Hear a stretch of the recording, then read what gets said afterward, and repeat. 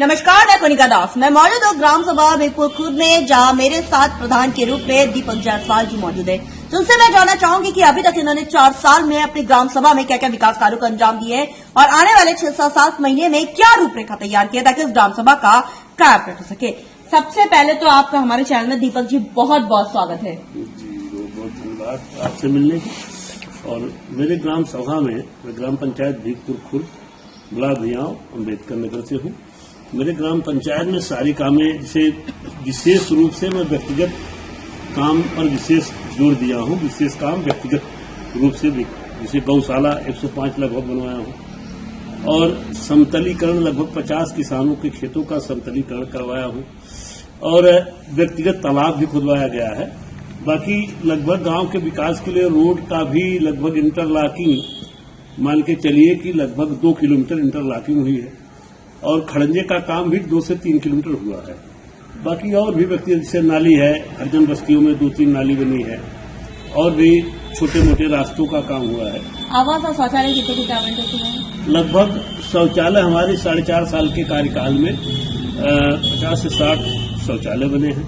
आवास लगभग 200 प्लस आवास बनवाए हैं व्यक्तियों। स्वच्छ भारत मिशन में आपकी क्या राय है? स्वच्छ भारत तो स्वस्थ भारत, स्वच्छता को लेकर आप अपने ग्राम सभा में क्या क्या काम कर रहे हैं? स्वच्छता के लिए हमारे गांव में जैसे पता चला कि वो उसके लिए कचरा घर सरकार ने बनवा दिया है। बाकी स्वच्छ भारत के लिए लोग यहाँ साफ सफाई के लिए हर महीने जागरूक किया जाता है कि आप लोग अपना साफ सफाई करिए, घर से में कोई कूड़ा करकट न हो, गंदगी ना हो।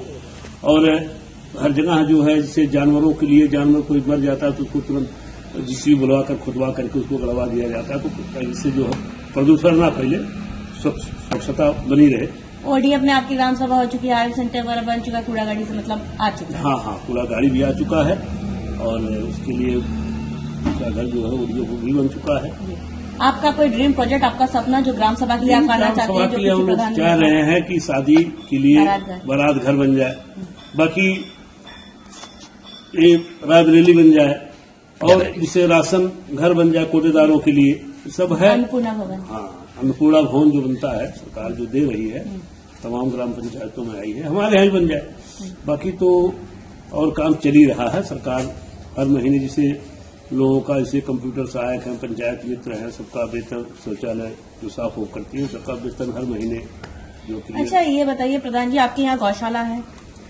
गौशाला उस तरह से नहीं है, लेकिन हम छोटे मोटे जो व्यक्तिगत गौशाला जो है भैया, व्यक्तिगत गौशाला जो है हम लगभग 105 का निर्माण करवाए हैं गांव में पशुओं को, वो अपना खुद अपने उपयोग में जिसे बुलाते हैं। बाकी बड़ा गौशाला हमारे यहाँ नहीं, बगल में है राजीपुर गोविंदपुर में और यहाँ चैनपुर के पास है।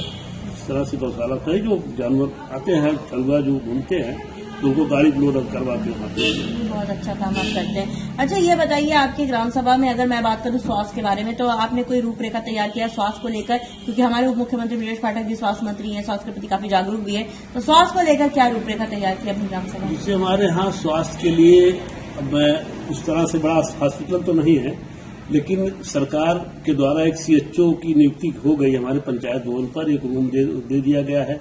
सारी दवाइयाँ, शुगर है, ब्लड प्रेशर है, सब कुछ वो फ्री चेक करती हैं, दवा फ्री देती हैं, केवल आधार नंबर नोट करती हैं और जागरूक भी हैं, मेहनत करती हैं। डेली आती हैं 10 से 11 बजे और 4 बजे जाती हैं यहाँ से। ये बहुत ज्यादा शिकायतें मिलती हैं कि ग्राम सभाओं में जैसे कि आवास के नाम पे या शौचालय के नाम पे पैसा खाते में आ जाता है जनता का, लेकिन बनाते नहीं है। तो आपकी ग्राम सभा में कुछ ऐसा? नहीं, ऐसा कुछ तो नहीं। एक आध लोग इस तरह से होते ही हैं। कुछ जैसे है क्या, पैसा छोटा अमाउंट है शौचालय के लिए, ज्यादा 12,000 अमाउंट सरकार एक बार 6,000 देती है, तो किसी के घर में कोई बीमार पड़ गया, कोई और दिक्कत आ गई तो खर्च कर लिया तो समस्या आ जाती है कभी कभी, लेकिन उसका मदद करके उनको बनवा दिया जाता है कि चलिए भाई टूट हम दिलवा दे रहे हैं अपने तरफ से, आप बनवा लीजिए, हम मदद कर देते हैं।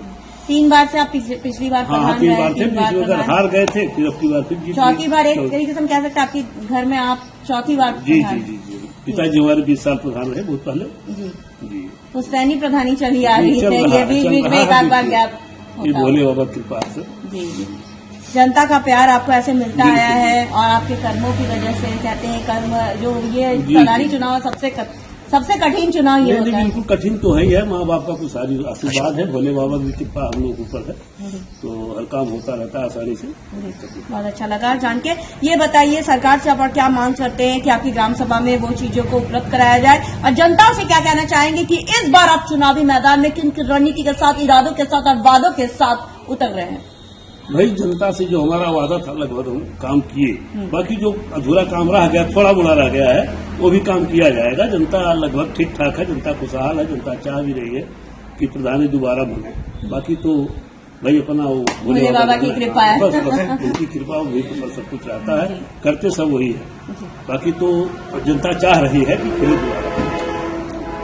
हमारे साथ प्रधान जी मौजूद थे। इनका साफ तौर पे कहना है कि इन्होंने अथक प्रयास किए ताकि इस ग्राम सभा को नंबर 1 ग्राम सभा बनाया जाए। जैसा कि इन्होंने साफ तौर पे कहा, इनका ड्रीम पॉइंट का सपना है इस ग्राम सभा में एक बारात घर और अन्नपूर्णा भवन बनाना, जिस पर ये लिखित आवेदन भी करने वाले, जिसकी प्रतिलिपि हम सरकार तक जरूर पहुंचाएंगे।